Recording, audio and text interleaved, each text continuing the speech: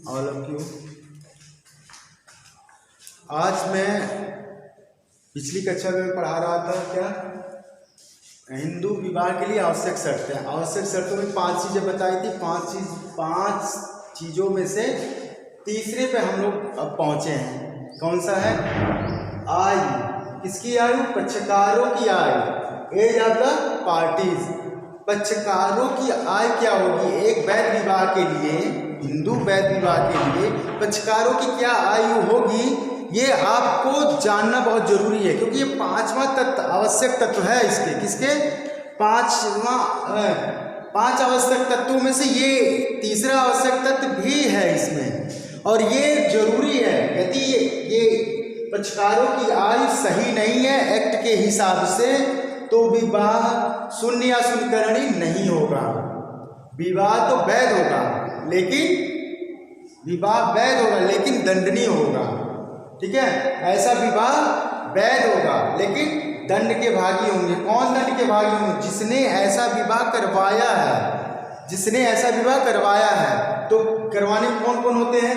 माता हो गए, पिता हो गए, पंडित हो गया, ठीक है, और जो बिचौलिया होता है वो हो गया।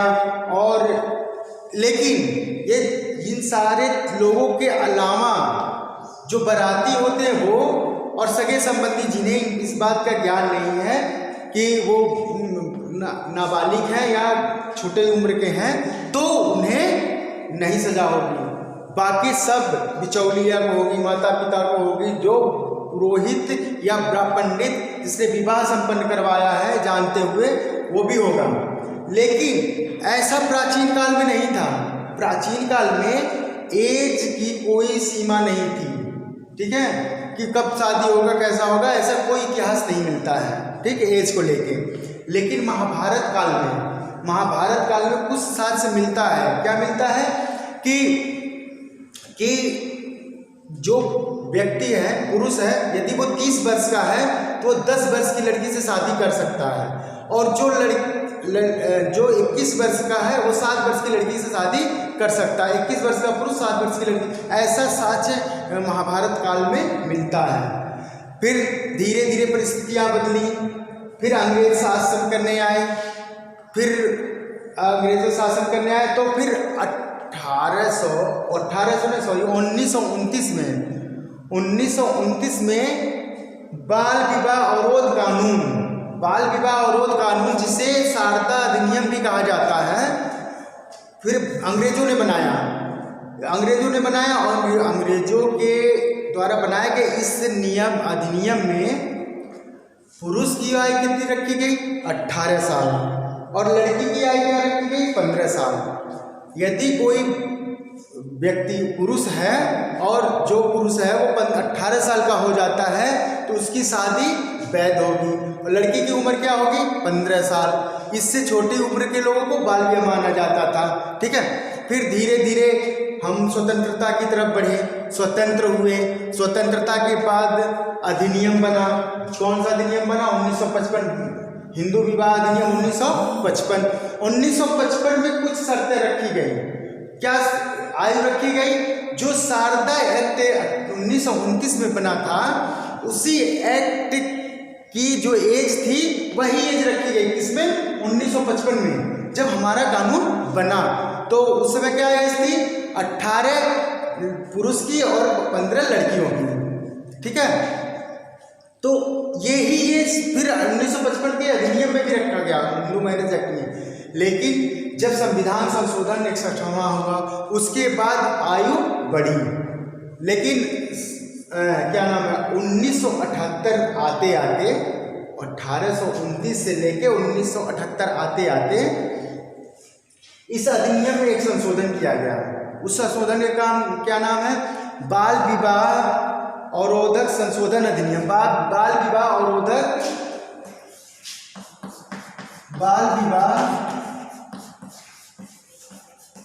अवरोधक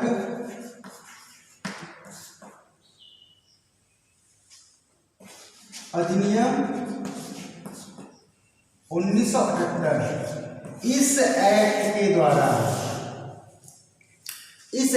द्वारा फिर से एज बढ़ा के क्या कर दी गई, जो आज प्रेजेंट टाइम में है, जो आज प्रेजेंट टाइम में क्या है, पुरुष है तो 21 साल और लड़की है तो 18 साल, महिला है तो 18 साल। मतलब अब क्या एज हो गई शादी की, 21 और 18, ठीक है। बदल के इस संशोधन द्वारा एज को बढ़ा दिया गया, 18 और 15 से क्या कर दिया गया, 21 और 18। अब यदि 21 साल का लड़का है और 18 साल की लड़की है और इनकी शादी कर दी जाती है तो कोई बाल विवाह नहीं माना जाएगा। लेकिन 21 साल से कम और 18 साल से कम की लड़का या लड़की है तो क्या होगा, बाल विवाह माना जाएगा, ठीक है, बाल विवाह माना जाएगा। ऐसा विवाह वैध होगा, लेकिन ऐसा विवाह न तो शून्य होगा न तो शून्यकरणीय होगा, ठीक है। मतलब विवाह तो वैध होगा, लेकिन क्या है, दंडनीय होगा। और दंड कहाँ मिलेगा, सेक्शन हिंदू विवाह अधिनियम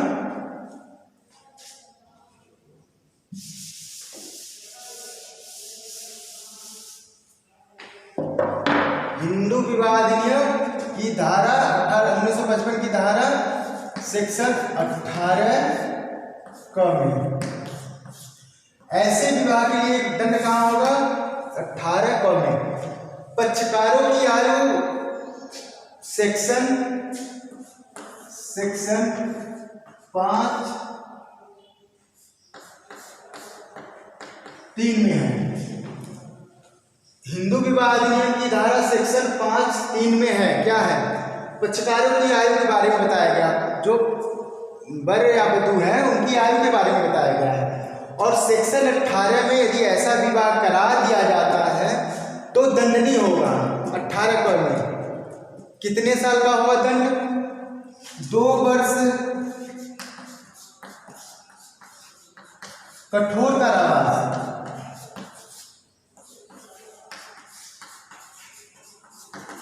2 वर्ष का कठोर कारावास या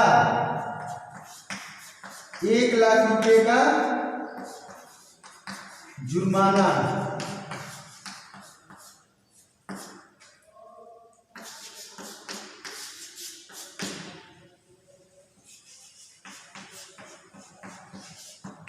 दोनों देखिए क्या है, यदि बताया 21 साल से कम लड़का है और 18 साल से कम लड़की है और ऐसी शादी करवा दी जाती है तो क्या होगा, ऐसे शादी का प्रभाव होगा कि शादी वैध होगी, विवाह वैध होगा, लेकिन सेक्शन 18 क के अंतर्गत दंडनीय होगा। दंड का भागी मैं पहले ही बता दें कौन कौन होगा, ठीक है।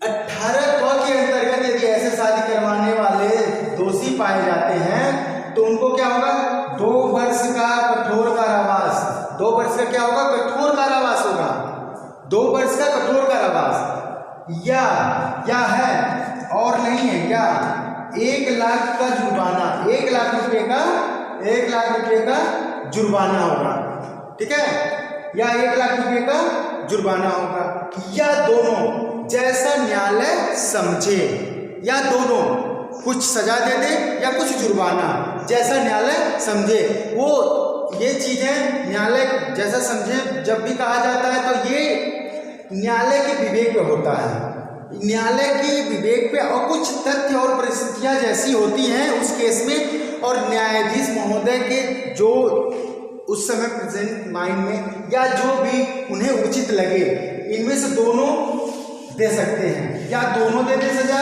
या एक एक करके दे, एक दे एक ना दे, ठीक है, या आधा कुछ महीने का सजा दे दे या जुर्माना दे दे या दोनों करवा दें, ठीक है। और देखिए जब एक्ट बना था ये तो जानते दंड था 2018 सेक्शन 18 क में, एक सेक्शन 18 क में तब उस समय सजा थी 15 दिन का कारावास, सादा कारावास। कौन सा कारावास था? सादा कारावास। और 1,000 रुपये का जुर्माना। याद हो? देखिए सेक्शन 18 में जब अधिनियम 1955 बना था, 1955 में कितना था? 1955 में 15 दिन का सादा कारावास था और 1,000 रुपये का जुर्माना था। ठीक है, 1,000 रुपये का जुर्माना था। और जब 1999 में संशोधन कर दिया गया। अरे सॉरी,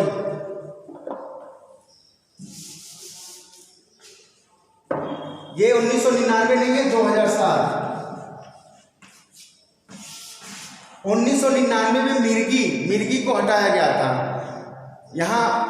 ठीक है, मिर्गी को हटाया गया था और मिर्गी किसी को आता है तो वैलिड बताया गया था। वो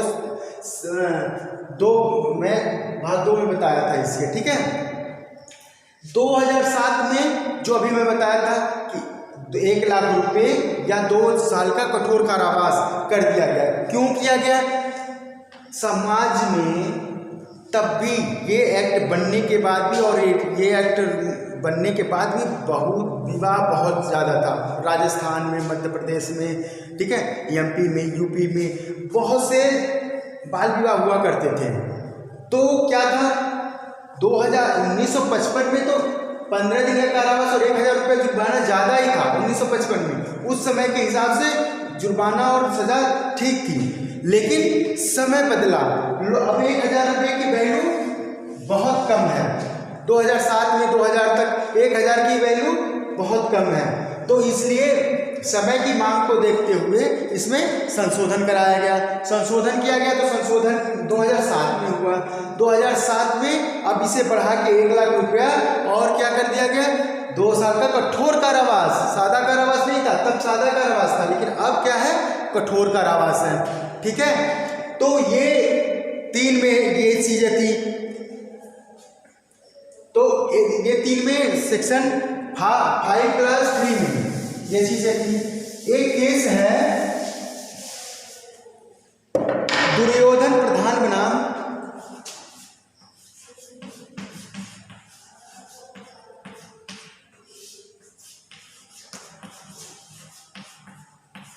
दुर्योधन प्रधान बनाम बंगावती देवी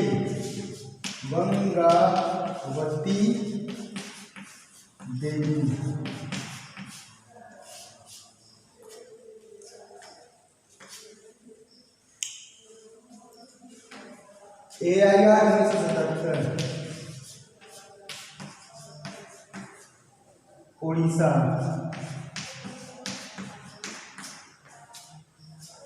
दुर्योधन प्रधान बनाम बंगावती देवी AIR 1977 उड़ीसा। इस केस में यदि पक्षकार की आयु कम है और क्या नाम है, और इसकी शादी हो जाती है 21 साल से कम, 18 साल से कम है, तो इस बाद में उड़ीसा उच्च न्यायालय ने बताया था, क्या बताया था कि यदि ऐसी शादी करा दी जाती है तो शादी कैसी होगी? वैध होगी, शून्य होगा, शून्यकरणीय होगा, इस पर चर्चा हुई थी। तो ऐसी शादी मैं पहले ही बता चुका हूँ, ऐसी शादी वैध होगी लेकिन शादी कराने वाले दंडनीय होगा। ऐसी शादी वैध होगी लेकिन दंडनीय होगा। ठीक है, इस बात में कहा गया था, इस बात में शादी की वैधता के बारे में ये कहा गया था कि शादी वैध होगी लेकिन दंडनीय होगा। शादी वैध होगी लेकिन दंडनीय होगा। ठीक है, अब एज ऑफ द पार्टीज, तीसरा क्लास खत्म हुआ हमारा। ठीक है, अब चौथे पे आइए। चौथा क्या है? प्रतिसिद्ध नातेदारी। क्या है? प्रतिसिद्ध नातेदारी। प्रतिसिद्ध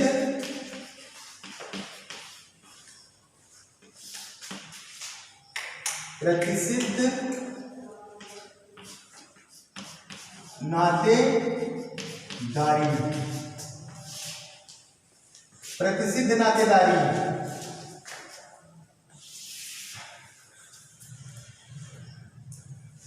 प्रतिसिद्ध नातेदारी,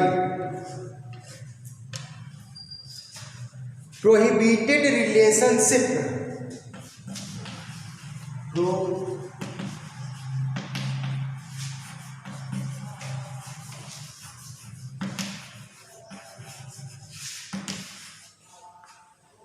प्रोहिबिटेड रिलेशनशिप, प्रतिसिद्ध नातेदारी, ये कहाँ बताया गया है? इस एक्ट की धारा 5(4) में बताया गया है। ठीक है, धारा 5(4) में बताया गया है। ठीक है, किसको? प्रतिसिद्ध नातेदारी को। यदि कोई हिंदू है और यदि उनकी रूढ़ी और प्रथा नहीं है कोई, ठीक है, तो आप प्रतिसिद्ध नातेदारी के अंतर्गत शादी नहीं कर सकते। ऐसी शादी शून्य होगी। ऐसी शादी क्या होगी? शून्य होगी। ठीक है, रिलेशनशिप, ऐसी शादी क्या होगी? शून्य होगी।